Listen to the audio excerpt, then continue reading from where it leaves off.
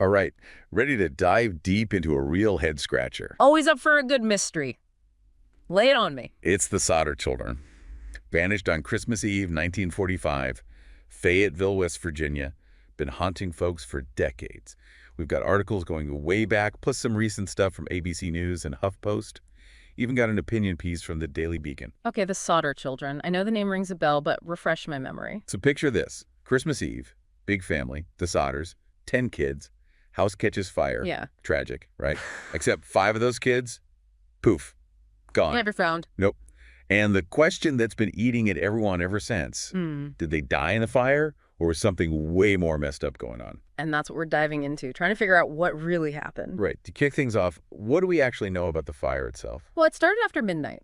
Initial reports blamed faulty wiring, which wasn't unusual back then. Older houses, you know. But the family, they never bought it. They insisted something else was going on. Yeah, the missing remains, right? It's hard to imagine a fire so bad it wouldn't leave, well, anything behind of 5 kids. That's the thing. Intense fires, they usually leave something, bone fragments at least. But in the Sodder case, nothing. Big red flag right there. And the family wasn't just going on a hunch. They had reasons to be suspicious. Oh, definitely. Some of the Sodder kids who survived, they said they saw the missing ones awake after the fire supposedly started. And get this, the phone line went dead during the fire too. Wait, hold on. Like someone cut it on purpose to stop them calling for help. That's what makes you wonder, isn't it? Plus, after the fire died down, they found things in the debris that shouldn't have survived, like a plastic doll, kinda melted but still there. A dictionary too. Seriously, a fire that hot should have incinerated everything.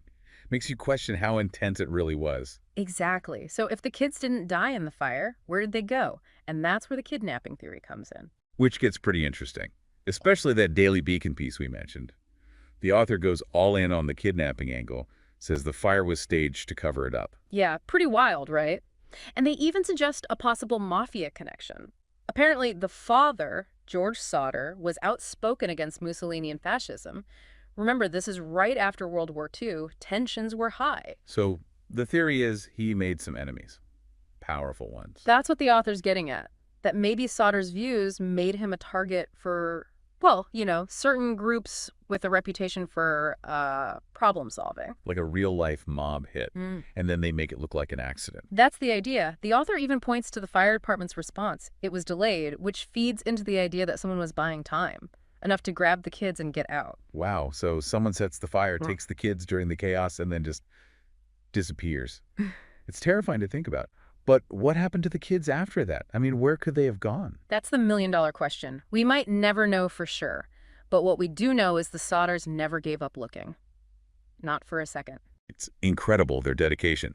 Decades they spent chasing down leads, hiring private investigators, offering rewards, putting up billboards. They just wouldn't let the world forget their kids were out there. It really shows how much they loved them. They never lost hope, even when it seemed like there was nothing left to find. So we have this fire, maybe not an accident, 5 missing children, and a family who never believed their kids were gone. It's a story that just grabs you, doesn't it? It's a story full of unanswered questions, a story about hope but also heartbreak, about a loss that never truly healed, and a possible injustice that never got its day in court. Makes you wonder what really happened that night, and if those kids, if they're still out there somewhere. Thank you for listening to Justice for the Souls.